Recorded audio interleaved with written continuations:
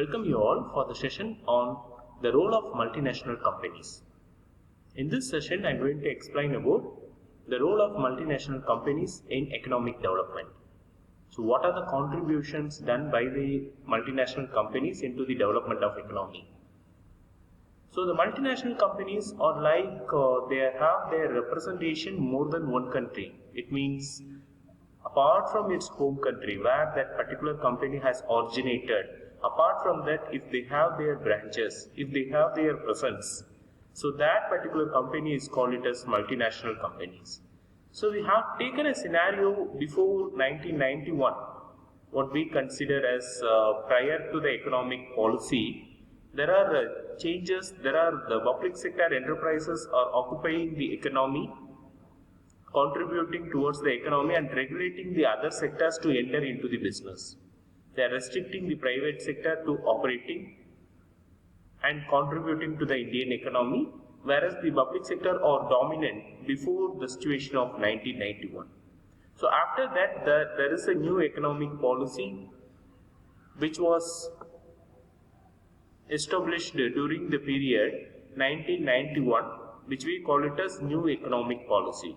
So after that, there are a number of changes that happened in the Indian economy. There are policies like the liberalization, privatization and globalization are bring it into the economic system. So the companies are benefited, the consumers are benefited, getting more number of employment opportunity. The economy is also receiving a kind of huge amount of revenue. Also the kind of capital inflow is increased in the economic system. So the enablement of multinational companies are going to be a global into a single point of contact. So they are offering a product. You can get the product anywhere, you can get the service anywhere. The kind of things are possible with the multinational companies. So start with the introduction of multinational companies. The multinational companies has the facilities and other assets at least one country other than their home country, which we define as multinational companies.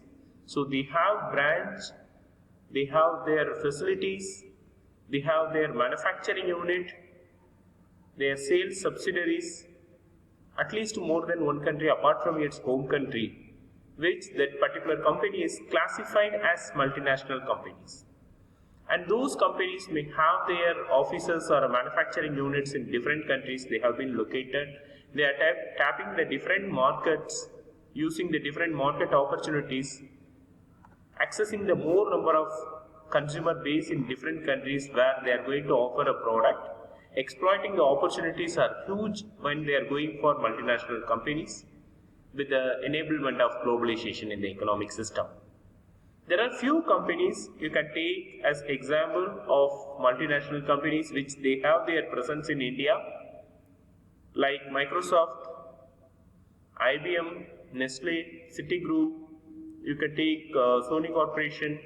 There are some other companies. More number of companies are there in India as multinational companies. Indian originated companies are also as the multinational company. They have their branch in worldwide, their manufacturing unit in worldwide, they have their sales units in worldwide. Likewise, they have entered into this. This is a new system which is going to infuse the capital into the economy, providing more number of employment opportunities. Also, it eradicates the poverty into the economic system. So the kind of benefits are provided in the multinational companies. There are like prior to 1991, multinational companies didn't play a much role in the Indian economic system, because that particular period of time, the public sector enterprises are playing a vital role in the Indian economic system, where offering the product as well as the services. There is a kind of restriction that private people to enter into the business, the foreign players to enter into the system are having a kind of restrictions into the Indian economy for starting up of their enterprise, for offering the services. The kind of restrictions are imposed for the foreign companies. So at that particular period, We can take prior to 1991, there are a huge amount of dominance in the side of public sector enterprises. We can take even in the insurance sector that the LIC has incorporated during the year 1956. After that, during the year, we can take up to 2000, LIC is a monopoly in that life insurance market. After that, only the license is given to the private companies to start the insurance business. Likewise in banking. So likewise, the Indian economy or Indian economic system doesn't allow the foreign players to operate during this particular period of time. There are amount of restrictions for enter into the Indian economic system, for starting up of their enterprise into India. The kind of problems that they have faced during this period, in that the pre-reform period, the economy was dominated by the public sector enterprises. To prevent the concentration of economic power, industrial policies 1956 didn't allow the private firms to grow to size beyond the point. So they are restricting at that particular point of time if that private sector players, private sector enterprises are growing up to certain level, they are having a kind of restrictions, imposing a kind of other policies into that particular company. So it has become a problem. By definition of multinational companies were quite big and operate in several countries. And while the multinational companies played a significant role in the promotion of the growth and the trade in Southeast Asian countries, they didn't play much role in the Indian economy where the import substitution developed strategy was followed. So instead of importing the product from the other country or allowing the other player to enter into Indian market, rather they are following a system, substitution product. It is a close substitutes were identified for using the product or importing the product from the foreign country. So the kind of systems which restrict the entry of foreign players into the Indian economy, restrict of foreign player enter into the Indian market. So the kind of restrictions, the kind of the barriers are there in the Indian economic system during this particular period of time. And since 1991, with the adoption of industrial policy of the liberalization, privatization, the role of private foreign capital has been recognized as important for the rapid growth of Indian economy. So they have realized during that particular period of 1991, prior to there are a kind of recessions that happened in the Indian economy where the dominance, major dominance is public sector enterprises. There are a kind of huge amount of restrictions. Even the small companies may not be able to overcome, may not be able to survive in the market. There are a more number of industrial sickness that happened during that particular period of time. The rate of inflation is also touched at that value of historical high of 35% in that particular period of time. So what happens, they wants to bring up a kind of policy which is going to contribute the growth of the economy. So they come up with the kind of a new economic policy which is primarily focusing on the industrial development. For developing of industries, they are concentrating, they are bringing up of a kind of a policies like liberalization, privatization and globalization. They are reducing certain norms, liberalizing certain norms, restrictions to start up an enterprise in India. Second one, where the prior to this, the public sector enterprises are dominating some sort of businesses, that business are opened for the private people to start the business. Like for example of insurance, if you take a life insurance, LIC was the market leader during before that particular period of time. After that, the companies are also allowed, the private companies are also allowed to start life insurance business in India. You take a general insurance, GIC, General Insurance Corporation, and its subsidiaries are the control over the entire general insurance market in India prior to 1991. After this, there are committee recommendation, Malhotra committee's recommendation. They have bring up a kind of a concept. They bring up this particular business is also opened for the private people. And during the 2000, there are a Department of Telecommunication is converted into Bharat Sanchar Nigam Limited, and they are also allowing the private people to start the telecommunication enterprises. Likewise, the banks you can take. There are various sectors, financial institutions and manufacturing enterprises where they are also allowing the people to start the enterprise. The foreign players are also getting collaborated with the Indian companies to start the business in India. There are a number of things proposed after this particular period of time. So the MNCs are known as transactional companies, otherwise call it as a transactional companies, which are going to be a rapid change in the Indian economic system. The role of multinational companies, there are the important role, the significance, contribution are done by the multinational companies into the Indian economic system. There is one biggest example we can take from the new economic policy. The new economic policy is uplifting the Indian economic system in total. So the kind of things before the entire business activity, entire country, the activity of manufacturing the goods and services are purely relying on the public sector enterprises prior to 1991. So the government is identified the reason for the falling the economic development or the growth is low considered to the previous one. So what they identified few reasons for the economy is in downtrend. It is like the more amount of control of public sector enterprises for manufacturing of goods and services happened in the Indian economic system. So they want to remove the kind of problems. They want to introduce a new industrial policies where the policies are formulated with respect to the different industries. With respect to the different enterprise industries, the different expert committees are formulated like Malhotra committee, Rangarajan committee. Likewise, the different committees are formulated to understand the growth of the industries. With respect to the growth, with respect to the problems prevailing in the industry, they are come up with a kind of a solution. So these solutions are incorporated into the new economic policy or new industrial policies. After that, these policies are commenced in force after this period of time for the growth of Indian economic system. So in that, there is one milestone for the growth of Indian economic system is multinational companies where they enter into the Indian market. Where they can manufacture the goods, they are offering a kind of services which is with the standard of international. So the prices also we can take, the prices are also the product which are manufactured in India, which is relatively lesser than the product what we get from the multinational companies. So there are a kind of reasons the multinational companies are allowed to enter into the Indian market, through which there are a number of benefits we may get out of multinational companies, like we can get the employment opportunity.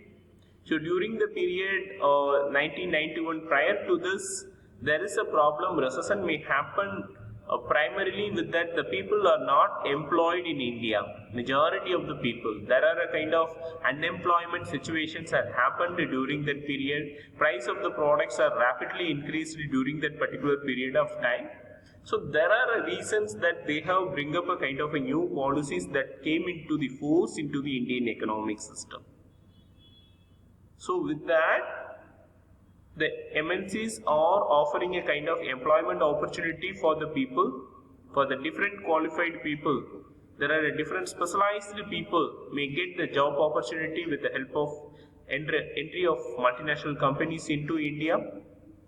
The Indian government is also earning a significant portion of income while the MNCs are entering into the India. It is in terms of the taxation and using of the factors in the India what that required for the multinational companies. It is like a factors of production. So they are using the land, labor, and they are bringing up the capital into the Indian economy, and they are also offering those benefits to the government also in the form of taxes. whatever the profit generated by the company also paying taxes to the government. So likewise, there are benefits or realized with the entrance of multinational companies into the Indian economic system. Apart from that, we can take, there are a product with a technical product, or we can take the electronic goods and other products are also frequently available. With the cheaper cost, it is available in India. There are different benefits are realized in the Indian people during that period of or the entrance of MNC into the Indian market. In this, we are going to see about the role of multinational companies. There are important roles are performed by the multinational companies, or the promotion of foreign investment. It promotes the foreign investment. It brings the foreign investment into the India. It brings the foreign institutional investment into India. It is like the inflow of foreign capital is high in India. It is going to strengthen our money value in the international market. It is the MNCs can bridge the gap between the requirement of foreign capital for increasing the foreign investment in India. So what would be the capital is required for starting up of enterprises? Not only the MNCs are started their own enterprises, they are also concentrating, they are also making a joint venture with the companies which are locally available. It is like, you can take a very basic example, the Suzuki Corporation, that they had a tie-up with the Maruti Udyog Limited during that particular period, that they have started the Maruti Suzuki for manufacturing of automobile, their passenger cars that they have been manufactured. After that, they have demerged into the company. But once they have entered into that, there are a kind of foreign capital are infused into the Indian economic system during that particular period of time. The foreign investments are also receiving in India. MNCs to make investment in India subject to different ceiling fixed to the different industries. It is not a very simple thing that the MNC has started the 100% of their own unit in India. They have certain restriction to enter into in India. There are restrictions which is based on the industry. Like for example of starting up of life insurance company during that particular period. You can take during 2000, ICICI Prudential Life Insurance Company Limited was started in India. It is a joint venture between ICICI Bank Limited and Prudential Incorporation, UK based company, that they have joined together to start the insurance business in India. For that, the capital requirement for starting up of the new enterprise, ICICI Prudential Life Insurance Company, for that ICICI Bank has contributed 74% of the capital. And the remaining 26% of the capital is contributed by the Prudential Incorporation, UK based company. So with that, the level of 26%, the foreign capital is allowed for starting up of insurance enterprises. If you can take ICICI Lombard, HDFC Ergo, HDFC Standard, Tata AIA. Likewise, there are companies who had entered into the India for starting up of joint venture to start up a new enterprise in India with the alliance of Indian companies. The capital is also restricted for certain limit, but there are the 100% of capital is also allowed for certain sectors. Like you can take the agricultural sector, the 100% of foreign capital is allowed. Now, there is a kind of changes in that particular system for allowing the foreign capital to start up with the enterprise in India with respect to the different industries, and the foreign investment has also a multiplier effect on income and employment in the country. The income generation as well as the employment opportunity in the country is also increasing. Drastically, it is increasing with the help of foreign investment. Because the money circulation is increased in the market, the people are getting a higher wages, government is getting a higher taxation. For that, the kind of things are going to increase the huge amount of money supply in the market. It is going to increasing the purchasing power of the people. So what, definitely there is a kind of a other set of problem in the other side. It is going to increase, or it is going to lead to increase the inflation also. But we are taking in at the positive aspect that the people are getting the higher level of income, government is receiving a higher income, and the economy is receiving the factor income along with that. There is a kind of development happens into that, what we call it as multiplier effects. Simply what we can say as multiplier effect, say for example, if the people are receiving a salary, so they are going for consumption, their consumption pattern is increasing, the enterprises are generating the revenue. Apart from that, the people are going for, or the employees are going for making investment into banks or financial institutions, or directly they are going to invest into the capital market, where the investment portion is increased, where the companies are also easy to get the capital.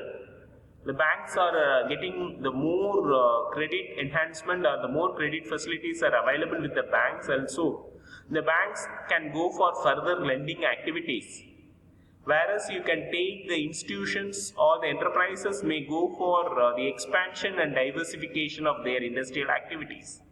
Likewise, there are benefits are going to be get out of the effect of foreign investment into India. The second important aspect is a non-debt creating capital inflows. Whatever the investment we have received from the foreign, it is through the multinational companies what we have received.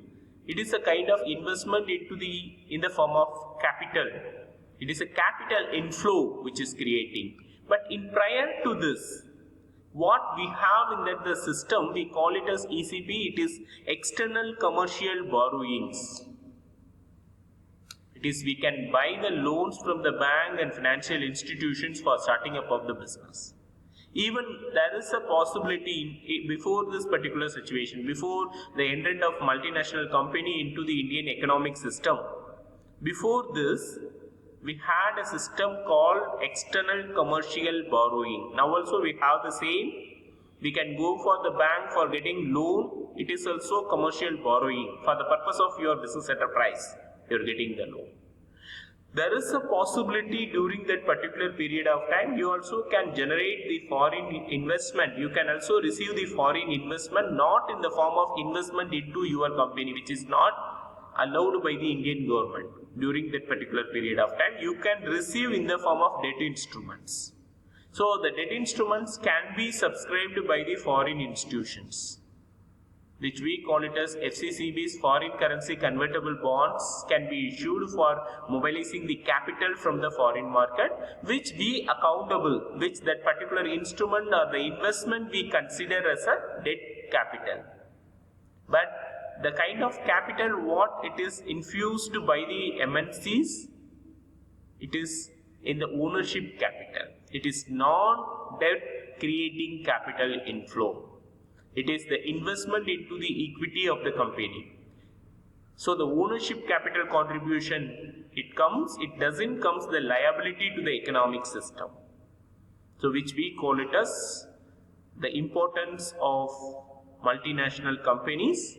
So what the important, it is in pre-reform period in India, when the foreign direct investment by MNCs was discouraged during that particular period, and it has relied heavily on the external commercial borrowings during that particular period of time, where they can purely rely on the public sector enterprises. Public sector banks and financial institutions are given more importance, but they have a tedious process for dispersing the loans to the enterprises.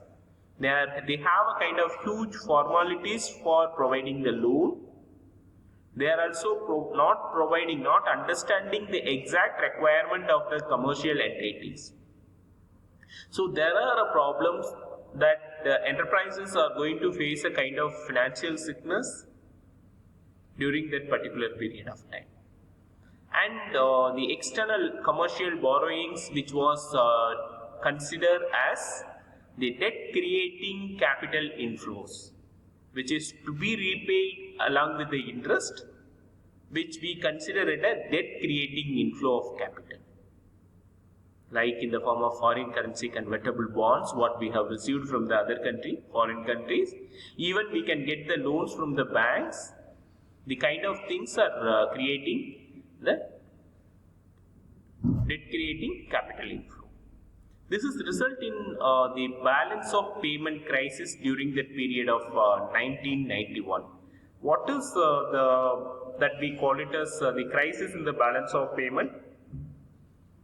It is unfavorable condition or negative balance of payment. What is negative balance of payment?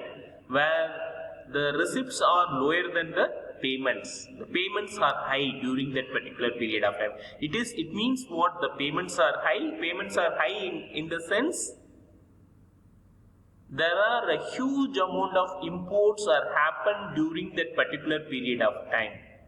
There is no export in that the particular country, which may leads to create the crisis in the balance of payment.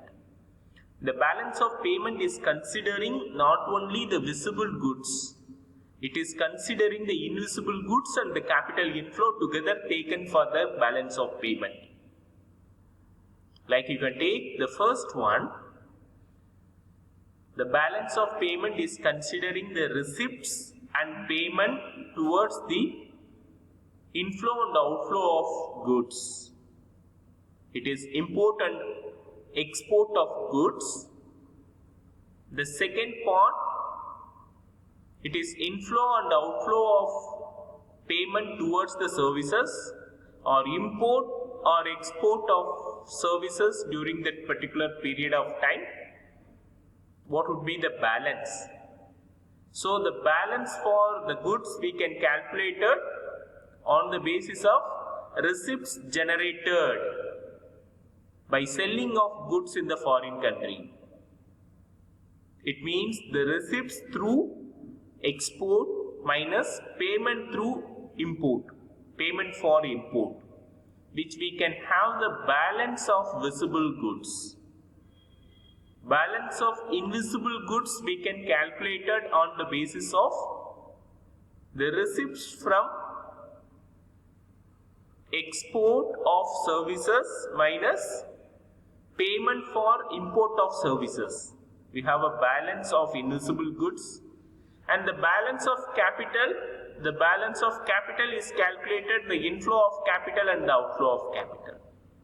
We can calculate the inflow of capital minus outflow of capital. If the capital outflow is high in that the particular country, may have a serious problem of balance of payment. So these are the adverse situation was happened during that period of 1991, what we consider as a crisis in the balance of payment. The third important aspect is related to the technology transfer. The technology transfer is the transfer of the sophisticated technology that to be available, that to be provided by the developed countries to the developing countries or underdeveloped countries. So that is provided, and thus they started the protective ventures, joint ventures, subsidiaries have started. With that the help or with that the strategic alliances are provided during that particular period. We can take, there are a number of joint ventures into the banking, into the financial system in India. You can take the JP Morgans, you can take PNB Paribas. There are a number of companies has entered into the market. They had a joint venture with the Indian companies. They also setting up of their subsidiary units in India. Like you can take the General Motors, you can take that there are a number of companies had their subsidiaries started in India.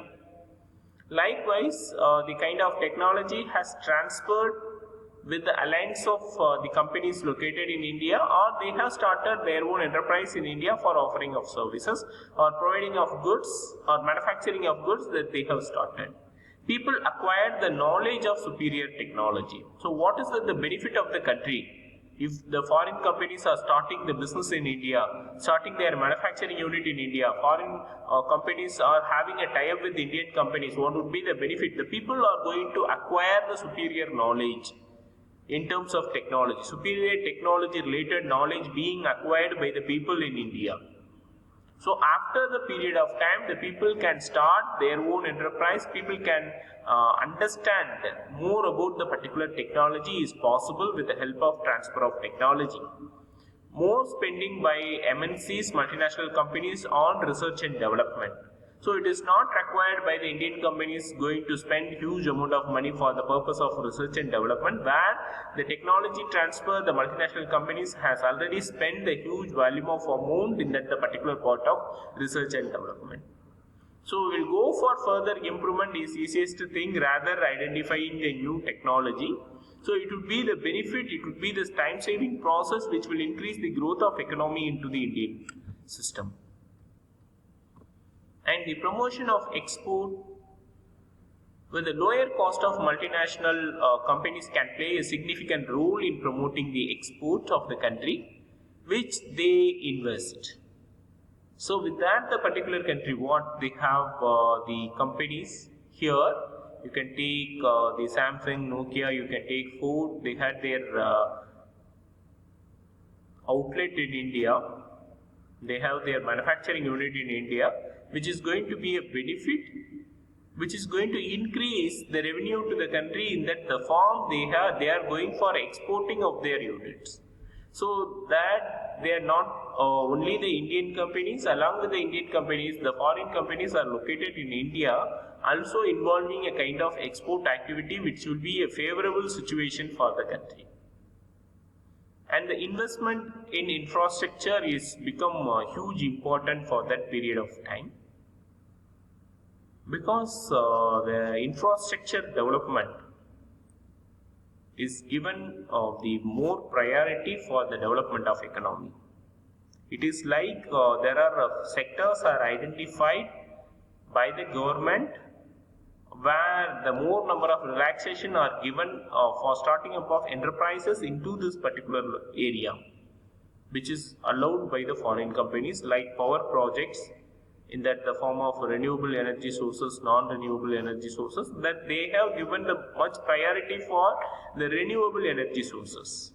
Unlike the modernization of airports or postal and related departments and the telecommunication are given the much importance in this particular thing for the development of infrastructure, where the investments are also allowed in this particular sector initially. Thank you.